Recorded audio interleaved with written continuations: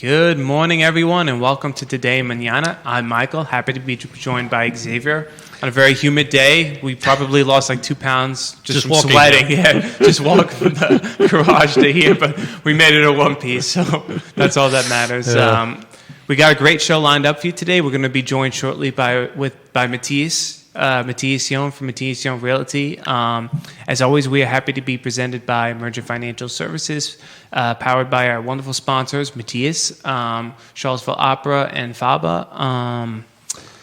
I know there was something I wanted to mention. Oh, yes. I actually was very lucky to go see Pirates on Friday. Pirates, yeah, exactly. Yes, and it was wonderful. It was an excellent show. They always you got to do a see great both job. the Pirates and Carmen, right? Yes. You came with me to see Carmen. I saw Carmen, yes. Yes, which was excellent. And then Pirates was fantastic. It was really a lot of fun. People came with their kids. Some of the performances were really good because I'd never heard Pirates before.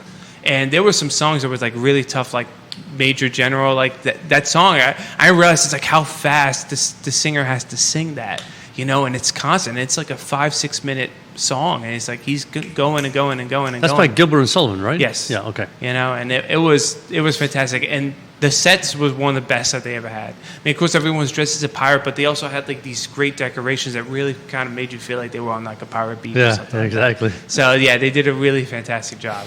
Well, that's wonderful. That's wonderful. Yeah, I didn't get to see that one, but I saw Carmen. And, you were busy babysitting. Exactly. What happened. Babysitting. That's right. Yeah. You baby got to a lot going on in the grandson. Urpí family, and a lot going on in Matthias family. I know. Matthias has got some great news. Maybe we haven't seen Matthias since June. It's been a long time since we've been Matthias. Maybe we should just kind of like go right to him. He's here. He's anxious to get going. We might as well invite him. He's here, right? I know. He's standing there waiting to be invited. But we're happy to be joined now officially by with Matthias. Matthias, thank you so much for coming on. I was wondering when I'm allowed to talk. Yeah. I mean, you can talk anytime. That's fine, You won't be on camera, though, until you get introduced, That's sort of like the calling. The voice from the off. Exactly. The voice of God coming Good through. morning. Good morning to you.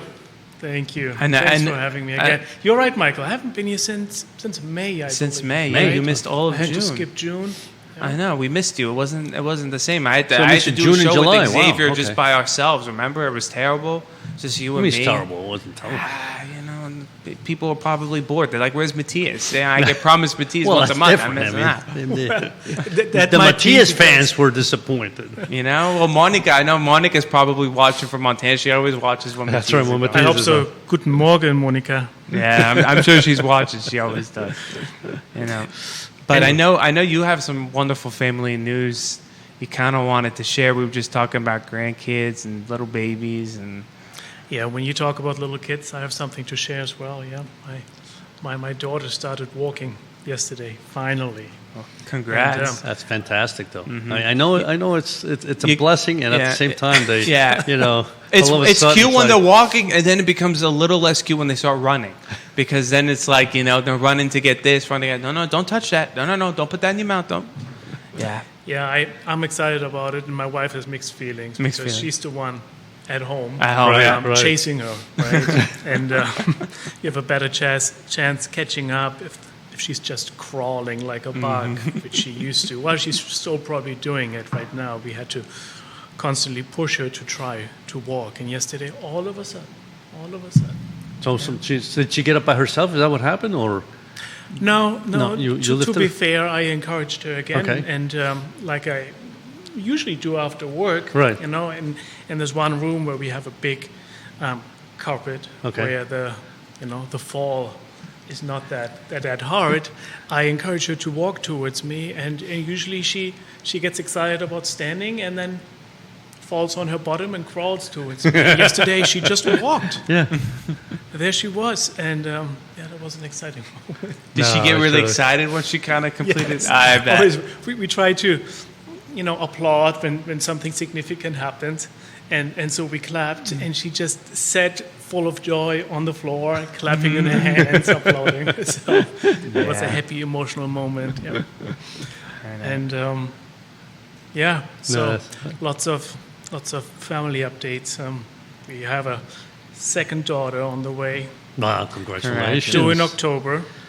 Wow, so that's going to be, that's a lot of chasing, and Natalie will have a little one in the oven there. So chasing May is going to be a little harder than what we want it to be. Will be a funny image for sure. Yeah. You're going to be surrounded by women now, Matthias. Surrounded by women. Surrounded by women. I don't know if that means we should try or not try for a third. Let's talk about it next year. Exactly. Okay? No, but happy to be back. Great to have you back. To be sitting here with you two. And Alex. Oh, I just realized Alex is not here. I know. No, yeah, it's Michael today. Yeah. I thought you looked different. Nice to meet you.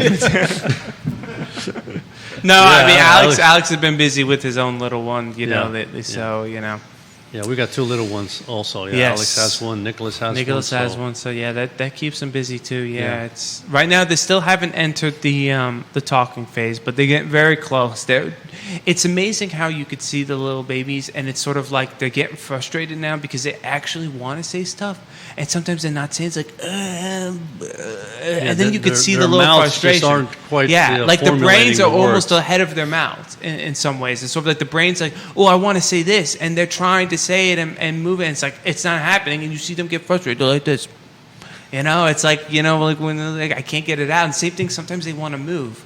Like I've seen like Pasquale and Maria, it's like they're trying to grab something, they're trying to move, but their body's just kind of not moving the way they want, and then they get frustrated. It's like, I can't move, It's like Xavier was trying to get up in the morning early to water the plants. It's like he's like this, get up.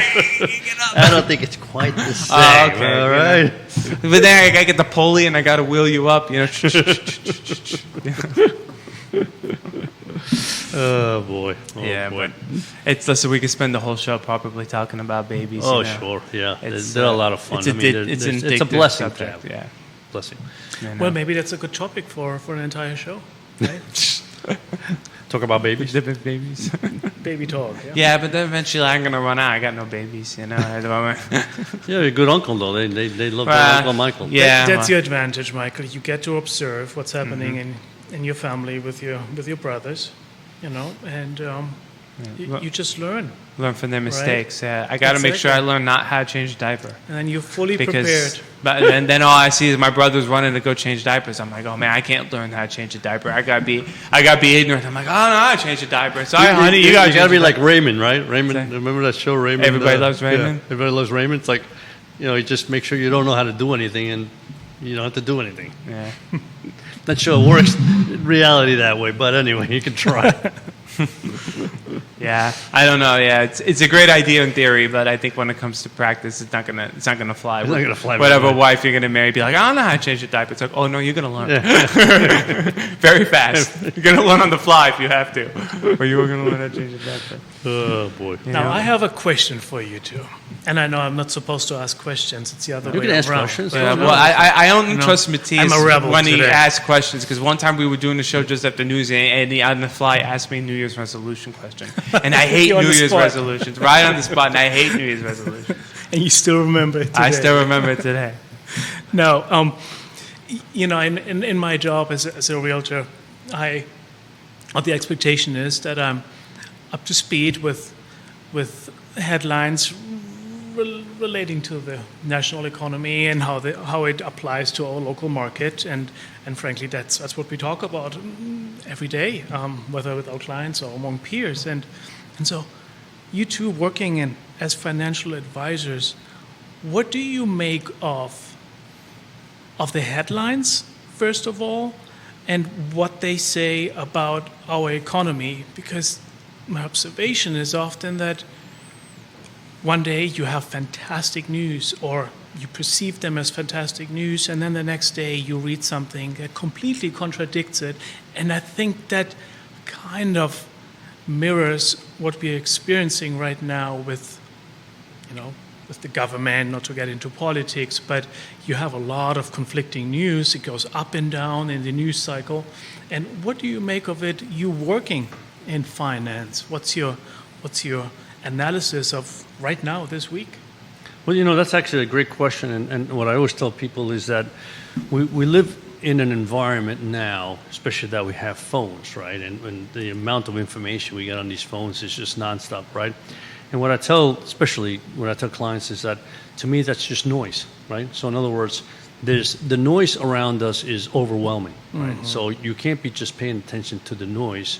You have to really focus on, and this is exactly what you do, right, with your clients. You have to focus on what it is that your clients' goals are, right? I mean, what are you trying to achieve for every single one of your clients, right?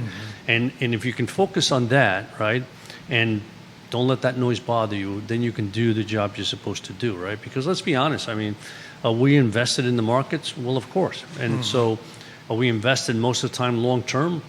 Most likely, right? Because most people are looking either to retire at a particular age or they've come to retirement.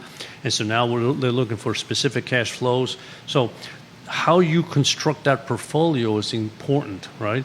And whether people are saying this economy is going to crash or this company is going to go up or tariffs are going to cause this kind of inflation or whatever it is that you're hearing, right, isn't as important as making sure that what you're trying to achieve for your client is what's, is what you're focusing on. And it's, again, it's just like you said, right? I sit there and I see the national information on real estate, right? And I can sit here and go, oof, real estate is going to really have a real challenge over the next couple of months or in the next year because I see all the national information coming at me, right? But you work in the local, right? So you may sit there and go, yeah, that's what they say nationally, but from a local perspective, this is what we're seeing, right? So that's how we approach it in the sense that is, to me, it's noise, it's information, but you have to sit back and say, what's my task, and then achieve it that way. So a very individual approach, just like we do in real estate, yeah. Every buyer has a different objective, right? Yeah. Okay. Yeah. Well, that's a good point, and a little relieving to hear from you, being in that sector. Probably reading a lot of news every morning before you go to work because you expect people to ask you for your opinion, right? So what do you make of it? How do you interpret it? Do you listen to this headline today, even though on average it's actually a little bit toned down, as you call it? It's noise. Yeah, I think noise is a good term for that. And well, I admit that's a challenge we are facing. There's a lot of noise, and my experience after 11 years in Charlottesville, is that in Charlottesville we don't really follow the national housing market. We quietly outperform it often. Yeah. I think that describes well what is happening on this micro level in Charlottesville often. We are facing sometimes the challenges that we have in the national housing market. We have them amplified often in Charlottesville. For example, lack of inventory, right? The urgent need of more new construction, right, in Virginia or here in the greater Charlottesville and also Richmond area. So yeah, when I say we outperform what's happening on the national level, also in the negative side, right? Not just with in regard to positive outcomes, and we still face that challenge right now. But what I am observing, or what we are observing in real estate, is that there's like a reshuffling of the housing market happening right now. So we don't really talk about a recession, just a reshuffling, or maybe also a shift in the balance, And historically speaking, for many years we've been in this seller's market, right? When inventory is so low and the demand of buyers so high, we speak of a seller's market. Okay. And I think we will stay in that dynamic in Charlottesville and in our area here because the demand is so high. But the balance is shifting a little bit. And what happens then is the power dynamic shifts as well, right? And what we're observing right now is sellers of a house, whether it's in Charlottesville or outside, they can no longer dictate prices from 2021 or just last year, 2024, right? they have to rethink, they have to adapt. So whoever adapts right now as a seller is able to sell a house. But you need to adapt. That's the observation we're making probably since April of this year.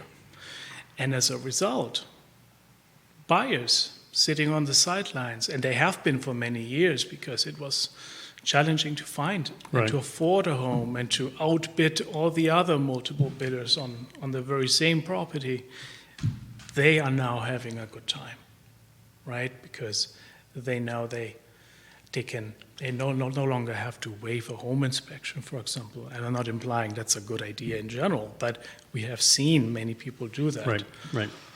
which is mostly not a good idea. Now they can insist on an inspection. Now they can actually approach the house search with a little bit more patience and more diligence. So the outcome for a buyer right now in Charlottesville is much better. Just within months, that has shifted. And for a seller, that means a more realistic approach, right? We still have very hot neighborhoods where we see multiple offers for one property, but generally speaking, it looks different, right? And don't get me wrong, the houses are still, or the median home value still slowly increases. You know, we see that trend continuing, but at a slower pace. And it will be very interesting to see what's happening on a local level as the economy unfolds, right? As we listen to all the noise, as you said. Yeah. What do you think? Yeah, so it's interesting because I always look at, again, I'm not a real estate person, right? But I've always looked at real estate as the two major areas where impacts real estate. One is inventory, right? Because we have a lot of inventory. Then, of course, then it's really more of a buyer's market than a seller's market, right? Mm-hmm. And the other one is interest rates, right? Because that is the value of money in the sense of what am I paying for this house? And when interest rates are high, it makes your monthly expense much higher, right? And so interest rates are the only thing that, obviously, from a national point of view, everybody's paying the same interest rate, right? It's not like Charlottesville pays less of an interest rate than somewhere north or whatever, right? So from that perspective, that's a constant, right? That everybody goes through that. But the other one is truly, as you mentioned, is a function of locality. And some places there may be much more supply than there is in Charlottesville. But it's a good point. In other words, what you're saying is the shift is not so much that there is now an overwhelming availability of property, but rather that the market is such that is not, for every house that's for sale, there aren't 10 buyers. There may be 2 or 3 buyers, right? Mm-hmm. And so there's a sense that I no longer really have to kind of rush in, and if somebody's asking for $500,000, and I'm just making these numbers up, of course, $500,000, I'm going to bid $505 because I want that house, right? People say, all right, let me see where it is, what the property is, what it looks like, and maybe I'll bid a little less now and see what happens, right? As opposed to like I said, maybe a year ago, it's like, hey, if I don't bid what they're asking for, I'm not even going to get close. So is that the dynamic that's changed a little bit? Yes, so with the mortgage rates, Xavier, I feel like we have all been waiting for many years now for the rates to come down. Right? And when I say we, I mean collectively, as a nation who's interested in buying their next home, right? We've been waiting for the rates to come down, and it hasn't happened, even though the predictions were more optimistic than the reality looks like now. And so I often wonder how many people are just not paying attention anymore because they have given up on a short-term drop of rates. Sure, long-term, we all know it is heading that direction, but if you're looking for a house in the next 6 to 12 months, you might not be looking at the interest rates as much anymore, right? And so, but it comes more down to what quality of life can you afford in the area as opposed to what will be the exact rate. And that's a problem that we don't often talk about what does it mean in terms of household income that you need to buy a home in the Charlottesville area, in the Richmond area, or anywhere in Virginia. It is a challenge. I looked at the numbers for what is required for a household. For a median-priced home in our area, you require a household income of $125,000. And then I wondered, well, what is the median income for a household in Virginia? And in the age of 25 to 45, it is actually, and you probably know this, it's less than 100,000. Right. I think it's 91,000. So what does that mean? The average age goes up. I mean, sometimes we hear those jokes about the 35-year-old living in his parents' basement, right? It's based on reality for many. And if you pair this with this urgent need for more housing, for more existing houses, new construction, that need will just go up if policymakers in Virginia don't change things. We need home builders to build more. And I personally know of smaller builders that are just giving up, either because material and labor has become difficult to afford or because of regulations. And that's not helping to get in that direction of creating more housing, right? Interesting you say that. So, I mean, that was one of the questions I was going to have for you. In other words, obviously, inventory can come from two places, right? One is people willing to sell their homes, right? But that's going to be a real challenge, especially for people that have interest rates on their mortgage. I mean, there is an impact somewhere along the line, right? But if you have, if you're paying 3.5% interest and then want to move to another house, and now you're going to be paying 7%, your monthly payment does increase, right? So you sit back, you go, am I willing to do that at this point in time, right? So that inventory may not come to fruition there. But in the new housing construction, I wonder, is the cost of construction such that a lot of home builders are saying, I'm not going to build a home speculating that I'm going to have a buyer, but I'm only going to build it if I already have the buyer in hand. Is that happening? Well, it depends on the scale that you're operating on, right? And we have regional or national builders that are not concerned that much on the individual buyer being in line already, but custom home builders, and sure, is this really a conversation about custom home builders? Probably not. But to answer your question, it depends on how big the operation is. Okay. Right, but generally speaking, as a builder, you're not worried about finding a buyer for your home, no matter the price category. And what I'm saying applies to our area, of course, right? Because there's already enough demand that you're going to be able to sell those homes. Yes, that's what we're observing. Yeah. Now you talked about regulations. Are regulations reducing the amount of construction that's going on, or it's just taking longer to get them online? Oh, both of it, both.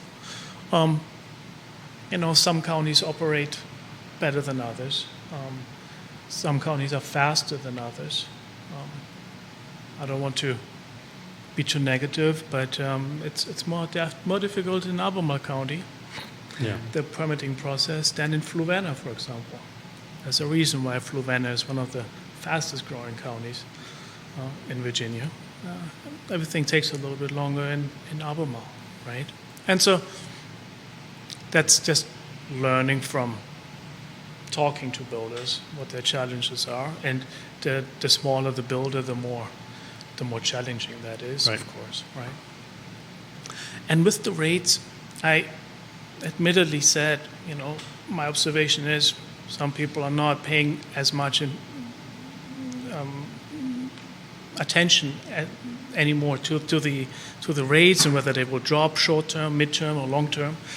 At the same time, I also wonder, what if we do experience just a slight drop of rates, what will this mean for our market here? Wouldn't that imagine that going down, Xavier, to the lower sixes? Wouldn't that reignite a buyer surge? Oh, absolutely. Immediately? Yeah. What does that mean for home prices? What does that mean for the inventory we were talking about? And also, we just realized that since April, we are seeing the dynamic normalizing a little bit. That will be gone immediately. Yeah. Mm-hmm. And so, are we really looking forward to that? Because are the circumstances such that we can cater to those buyers, right? Yeah. So it's finding the balance. Yeah. Oh. Yeah. I guess my point on the real estate was more like, probably before you go out to buy a home, I suspect you do the homework. In other words, if I have to pay 7%, what can I buy? In other words, if I'm at 6%, can I buy a $600,000 home? Yeah. But at 7%, it's $550. Yeah, and so of course. once you have that, then it's okay. Here's my limit. And then you don't care. Yeah, you don't care what the rates are because you've already done the homework and you know what you're. But your limit changes, of course. Yeah. The higher It the always rates does, are. right? You go out there and say, that's the one I like. Well, that's 600. Oh, boy. And so, Matthias, I have a question. What type of buyers right now are the ones that are in the market right now? Because you mentioned like younger people wouldn't be out in the market right now because still living with your parents, for example, or in a different situation with interest rates so high, they might not be looking for a house. So who right now is kind of like in the buyer's market? Well, I think buyers in Charlottesville and many that I'm working with, they're buying right now and not waiting. They're buying right now because they either start a job here, because they are relocating their family here, or because they, life circumstances, life decisions just force them into a new housing situation, downsizing, or, for example, in our case, at some point we're looking at a bigger house because of the babies. Right? And so those that are just, more basing that big decision on lifestyle changes, for example, they are probably sitting more at the sidelines right now. We also have, and we need to talk about it, we also have people that saw a dip in their retirement accounts because of the implications of the trade wars and so on, what's happening since earlier this year.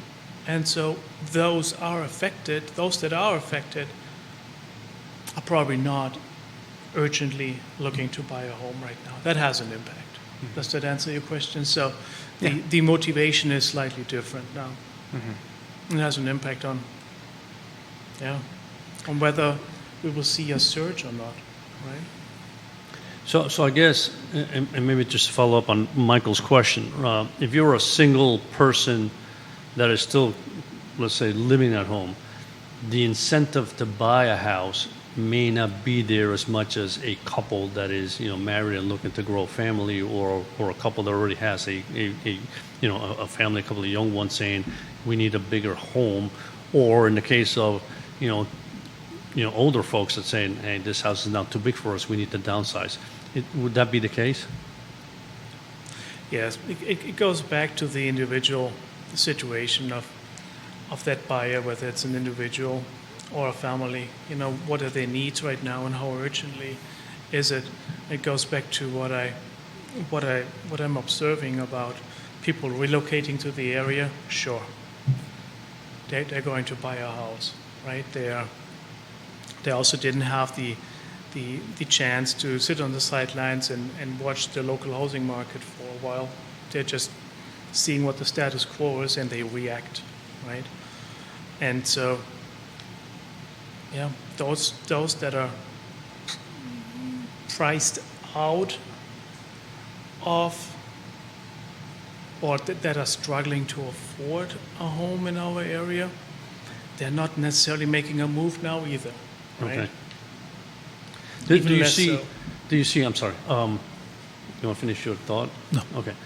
Do you see, obviously, I would suspect, and I may be wrong, you're in real estate, but I would suspect that people still want to be as close as possible to Charlottesville? I mean, if you think of, where are the restaurants? Where are the, we talked about going to the opera, et cetera, the symphonies and things like that. So where's the activity? The activity still probably is centered around Charlottesville. So I would assume the housing market around Charlottesville is a little more expensive than the surrounding areas. Are you seeing that expand and Yes. moving outward where people's like, I'm willing to live, 30, 40 minutes away if that pricing is a little more beneficial to me? Is that happening? And what's that expand of mileage that people are willing to live away from Charlottesville? Yeah, absolutely. And that's a very good point because, we just talked about the necessary median household income for a home in Charlottesville at the prices we're looking at here, and so that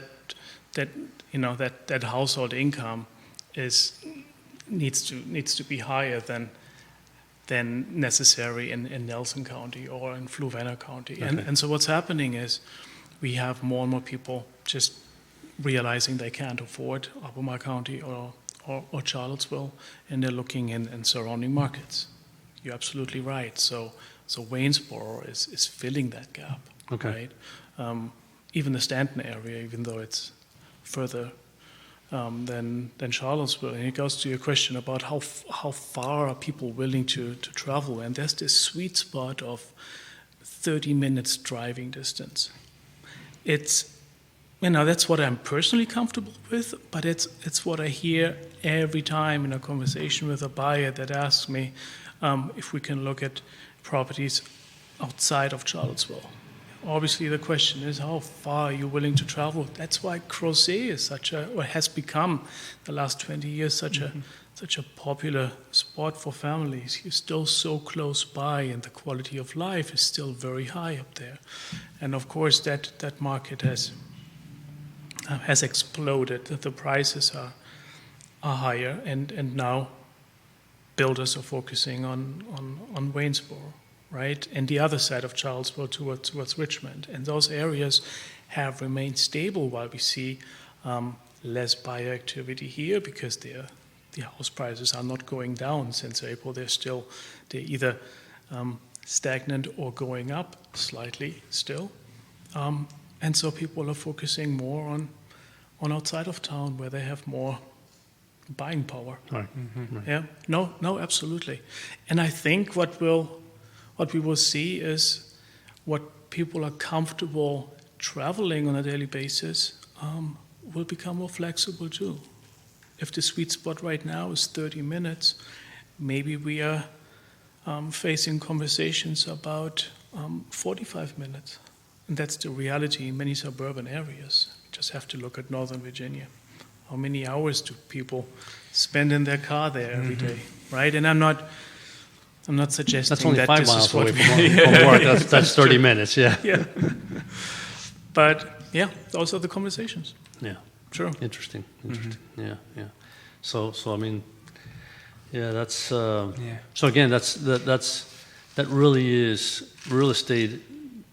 To a certain respect, it's just so localized, and you can't just, like you said, you can't look at the national news and say this is what's happening, because what's happening in your local community could be completely different, right? Is there an impact from what's happening? Yes. How the economy is moving, what's going on, in the sense of, the markets, interest rates, a little bit of real estate. Yes, it has a filtering effect, but, how that local real estate market reacts is just different from one place to another. Yeah, and what you just said, I think, is perfect marketing for us local real estate agents in the area, right? Charlottesville housing market is less about headlines and more about local knowledge. Yeah.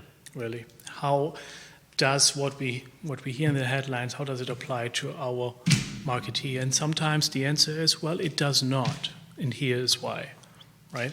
Yeah.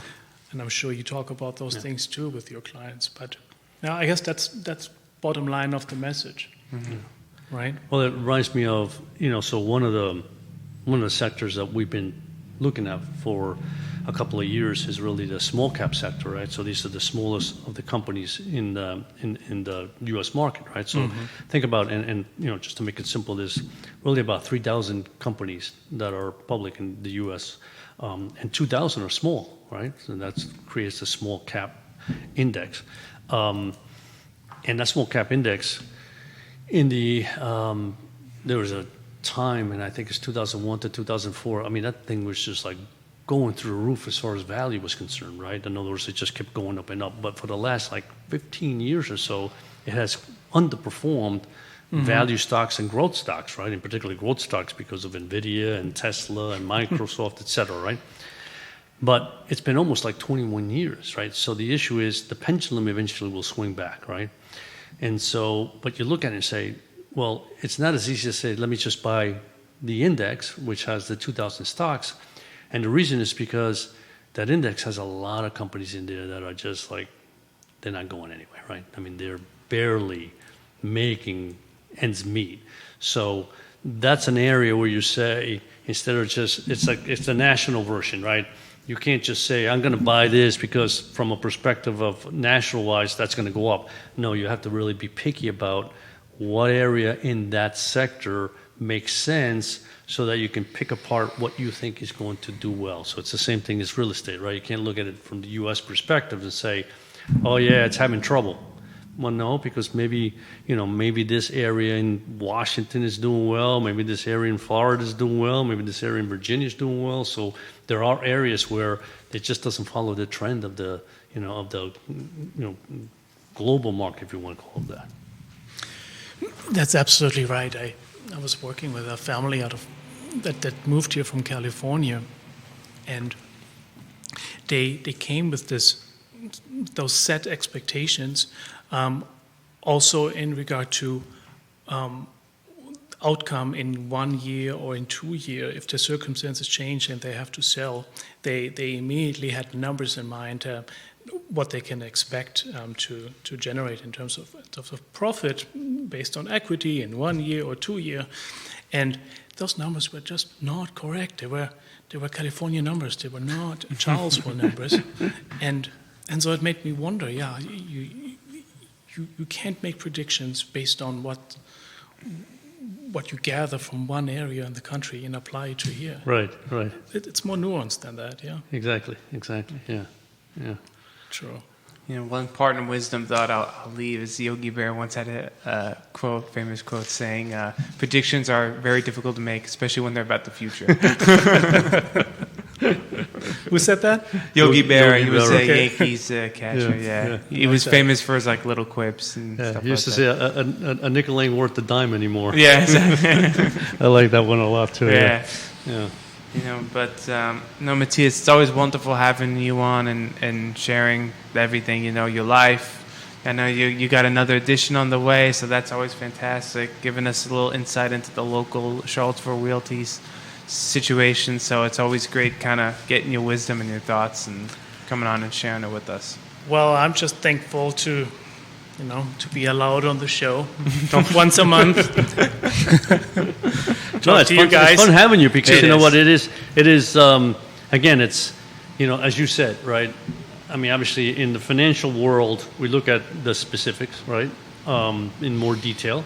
But in the other areas where we don't, we just don't, pay as much attention. We just kind of look at the national information and say, okay, so yeah, real estate is suffering. So maybe from a REIT perspective, do we buy REITs? Do we not buy REITs? Is this area going to do well?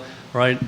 So it's nice to hear from somebody that's local, because we can sit back and say, you also have to be cognizant of the fact that, real estate is just like in our markets. Just because there's 3,000 securities, that doesn't mean they're all going to go up at the same time. Some go up, some go down. So you have to think about what is it that you think is going to happen, or what is happening in certain areas, so that when you begin to, invest in certain sectors, at least you are doing an informed investment as opposed to, nationally, this is what should happen. Yeah, no, and that's what I mean with I'm thankful. I think the pitch is worthwhile talk to someone local, right? Of course. Get local knowledge, consultation in an era where you can go on certain websites, won't say the name, and sell your home there, or even purchase a home, right? That number is still small, but I think it's growing. Yeah. And so in that era, I will not tire to repeat my pitch, talk to someone local, whether it's me or anyone here that has the local knowledge. Yeah. And I guess that's what I mean with my pitch. Yeah. But also, I'm always happy to be here and to brag about my baby.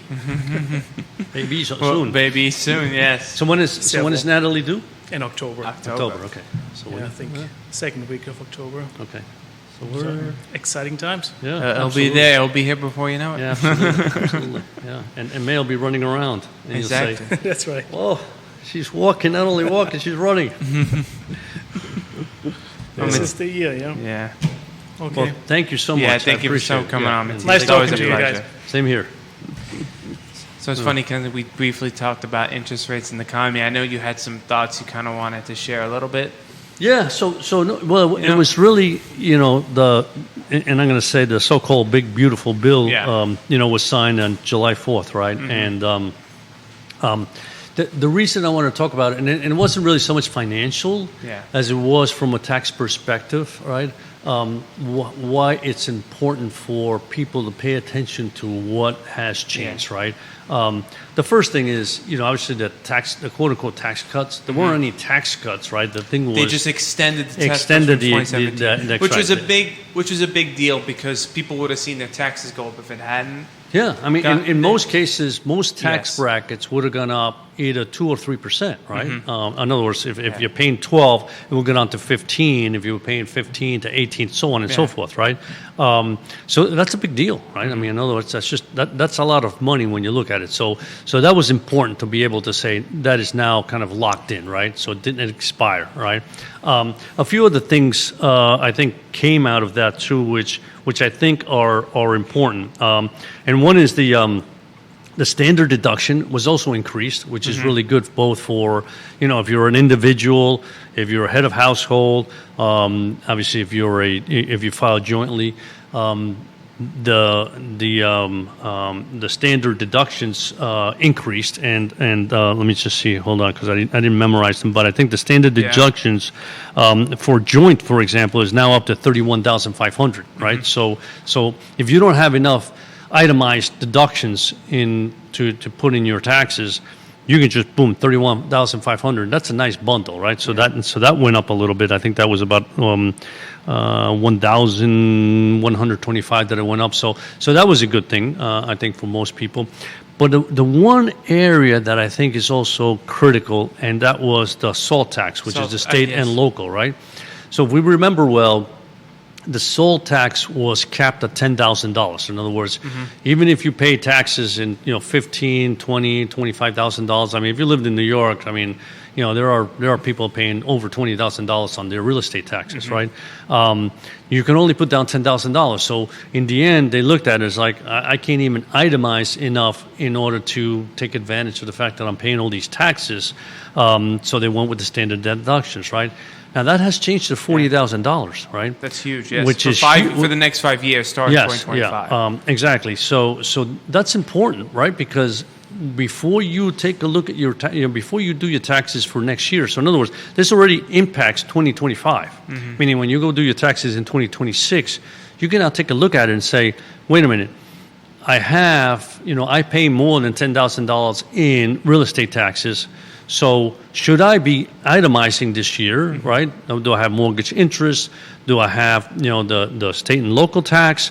Do I have medical expenses? So all that you can now put into the itemized list and see whether or not, your total is greater than the standard deduction. So it's something that I want people to think about before they go to even their tax consultant, or make sure they talk to the tax consultant and say, hey, are we better off itemizing this year? So I only say this now is because I want you to think about it, because unfortunately, you know how taxes are. You don't think about it throughout the year, and then all of a sudden, it's February, March. It's like, I got to prepare for taxes, and you didn't think about it, right? So start thinking about all the things that you can itemize, right, and keep good records so that when the time comes, you can take a look at it and say, hey, this is a year where itemizing will save me on taxes, which it didn't in the past. So that's important. The other one that I think is very good if you're a senior citizen, right, you're 65 years and over, is the $6,000 extra, right? So the concept of, no taxes on Social Security, right? It's not like they just pulled that away. What they said was, we're going to give you, because you're a senior citizen, as long as you don't make I think as a joint, if you're not making more than $150,000 a year, right, you can add another $6,000 to that standard deduction, right? So in most cases, I would say senior citizens are probably not itemizing in their deductions, right? So you're using the standard deduction. So let's say you're a joint, you're a couple, and you're not making more than $150,000. That $31,500. You add $6,000 to that, so now that's $37,500. So that's very, very good because, again, your Social Security becomes income. You may have a pension that's income. You have interest income that may be coming, or you may have a required minimum distribution that you may hit. So at least you are now reducing that income burden, right? And so you'll be paying less taxes. So I thought that was another one that's really good. So again, that's just one area where I want you to remember that, or remind your tax persons, like, hey, we're below the 150,000. I don't think we're going to be able to find itemized deductions that are greater than, in this case, $37,500, right? So we have to remember to put $31,500 plus the $6,000, which is for senior citizens. So I think that is a good one for senior citizens and something to remember. So these were just little things that I wanted to make sure that and I'm sure everybody's reading about them, but I want to make sure that people focused on it because, when it comes to tax time, if you can save... Exactly, because sometimes people don't learn about this stuff till it's too late to actually take action on it, versus at least now you're kind of giving them a little snippet before, like you said, especially because taxes, I mean, everyone probably just feels like, I just finished paying my tax, I'm not going to be thinking about taxes. Well, start thinking about it now because you can take advantage of these come tax time, so... Right. And I guess the last one is, which I thought was good also, is that you can deduct up to $10,000 of interest from a car purchase, right? As long as that car was assembled in the U.S., right? Which I think is good on both ends. One is, why not try to buy a car that's assembled in the U.S.? I think it's good for the U.S. It's good for U.S. workers, right? So I think that's good. And two, if you do that, then you can take off $10,000, which I think is also good. So those are areas that the bill, and again, some of these are not. They're only lasting for 3 years or 5 years, and the reason for that is that obviously they didn't get the required votes by the Senate to make it, permanent. We only got them for 3 years or 5 years. There's a good chance that maybe in the next time the bill comes up on that, I would hope that the Senate agrees on it again, and that makes it permanent, because these are all good for the consumer, right? I mean, you can't tell me that this is not a good thing for most working families in the U.S. So I think these are good things that at least came out from this particular bill, which I just want to highlight, not because I think the bill is good or bad, but only because this can impact the majority of people. It's important information that people need to be aware, to be made aware of, and like you always said, it's never too early to start thinking about it, itemizing. It's better to start doing it now than you wait till the last minute, because whenever you wait till the last minute and you procrastinate, it's always a disaster. Well, because we know how it is. I mean, it's it's not to blame anybody, but it's if you're a tax person, January hardly anybody brings you anything, right? And all of a sudden, starting February, you just get bombarded with people wanting to do their taxes. Not even February sometimes. I feel bad because some of these guys get bombarded like late March. And it's like March and early April, and they don't have all day to sit down with you and say, oh, what else what else can we itemize? Did you do this? Did you do that? Did you think of this? They don't have the time. You're going to give them everything. They're going to say, okay, this is it. Yes. And boom, they're going to put it through their system. And here's your taxes, right? So it's good for you to think about it beforehand. And who knows, maybe make an appointment with your tax person at the end of December or early December and say, hey, I've kind of added everything up. And I think maybe this year I might be able to itemize, what do you think? You know, what should I be thinking about or looking at? And he has a lot more time at that point to say, well, don't forget this and don't forget that, and you know, make sure you take a look at this, and then this way you're prepared. And by the time you get to see him, it's like, yeah, you've got everything you already know. I got more than 31,500 if you're a married couple or whatever it is for a single filer. So I just think that's important. You know, supposed to wait, like you said, wait for the last minute. I don't know if you have any more time, but No, we still have time if you want to share one more thought. yeah. Well, no, the other thing was that, you know, we discussed obviously with Matthias, we talked a little bit about the economy and the ups and the downs, and you know, this has been a difficult year in the sense of trying to figure out what is going on and what's happening, only because it's difficult in the sense that we didn't really know what was going on, and we didn't know exactly what the ramifications were going to be of some of the actions going to be taken. And now, as the dust is beginning to settle, you're getting a little clearer picture of exactly what's going to happen and what's going on. But sorry to interrupt. Go ahead. No, and you're absolutely right. And I mean, and again, not everything has been settled yet. So there's still, a sense that there's some unknowns out there, and the markets always don't, what markets don't like are the unknowns, right? So every time a piece of that unknown becomes clear, the markets seem to either, if they like it, boom, they rally. If they don't like it, they step back, right? But as you said, as the dust begins to settle, the markets look at it and say, okay, we know exactly what the impact's going to be, right? So we're happy, right? But one of the numbers that came out today, I thought were, yesterday, as a matter of fact, the PPI came out, right? The PPI was better than expected with regard to inflation, right? Yeah. So because CPI came out, everybody talked about, how we had our 2.7 inflation rate, it went up, and people were disappointed about that. Well, the expectation was 2.6, it was 2.7. Right, exactly. Not necessarily a devastating rise, but yeah, it wasn't. Yeah, exactly. and I think the problem too is that, in my opinion, it was more of a case that was like people were expecting that tariffs would shoot up inflation at astronomical rate, which hasn't happened. So that's the only positive you can take, is that we're not suddenly sitting there going like, oh my gosh, like look how fast inflation is rising. It's not rising to the pace that it was it 3-4 years ago? Yeah. When it was, like every month it felt like it was the end of the world from inflation time. I mean, it was like it was going up. It was like 9% at one point year over year. Exactly. If I remember correctly. So it's like we're not even reaching that. Yeah, that no. It's been good. And like I said, the PPI number came out was a good number. So, and that kind of filters into the CPI. So hopefully the next CPI will be a good number. But the number that came out today was the retail sales, right? And what was really interesting is that the estimates to the actual were incredible, right? So from a retail sales month, the actual was up 0.6, right? The estimate was up 0.1. So in other words, that we went, what most people expected was going to be 0.1 rise in retail sales, but it was up 0.6. Sales ex autos, right, month was up 0.5. The estimate was 0.3. Right, and the control group sales was up 0.5 versus 0.3, right?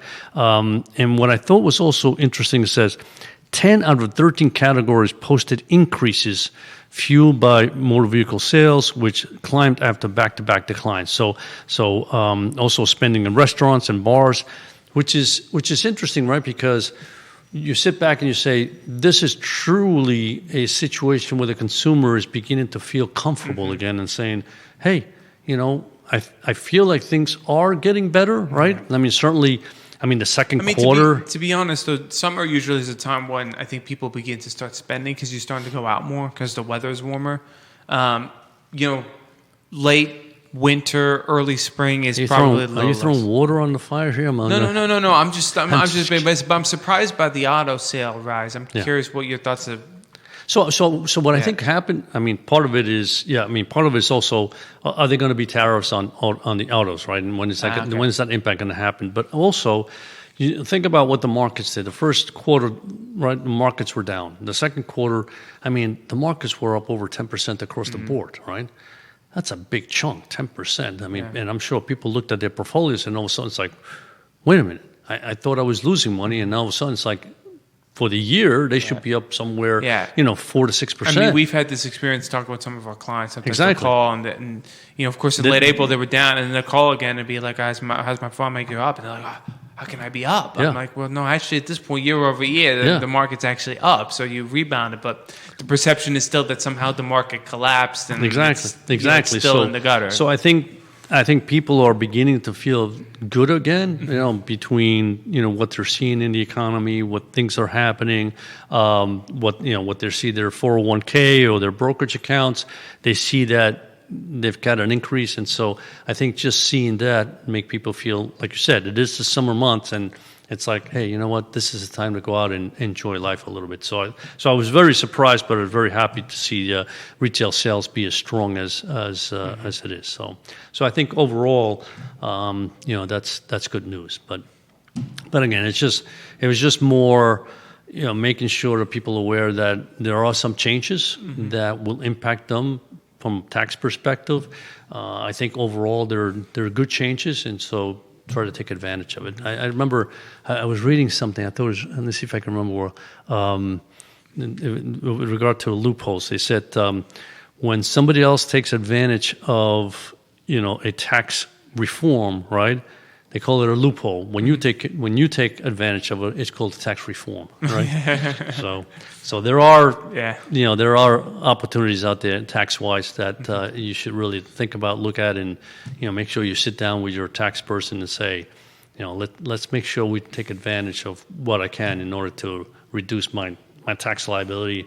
And it's not like you're hiding taxes; you're just making sure you use the appropriate tools that they've given you to reduce those tax burden. Funny how you mentioned that little perspective thing, because it reminds me, it's very similar to a famous quote Mel Brooks used to use. He goes, comedy is when you break your finger, tragedy is when I break mine. Which is very funny too, because it's like if someone uses a loophole in the tax, you're like, what a tax cheat, is that not fair? And then when you use it, it's like, oh no, I was being smart, what I'm saying? It's exactly. It's always the same thing, it's like in baseball when there was the whole thing with the torpedo bats, remember? It's like, oh no, they're cheating, you can't use that bat. But then once you find out your guy on your team was using, well, that's okay, it's like, he's taking advantage of the little loophole that bat you could allows us to do that. So it's always about perspective. But thanks, Pops, for being on with me. It's always a pleasure. This was fun. I'm glad we had Matthias on, because it really gives that perspective. Yeah. But glad to catch up with him. It's always great having him on. Always great having you here. Thank you. We got your little spiel at the beginning. What do people got to do after the show ends?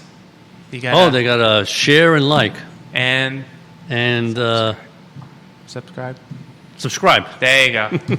You got it. Perfect. I forgot Didn't miss one. Yeah, exactly. The little subscribe. Yeah. Subscribe right here. There you go. The button.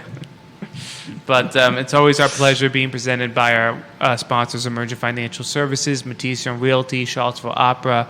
Always a pleasure being here in the I Love CVille studio. Always love having Judah behind the camera doing all the hard work. You didn't ask him any tough questions. You were supposed to. I forgot. I know. I was supposed to next time. I'm going to bring a list of these tough little stats that I'm going to have to bring up. Yeah, Judah, what do you?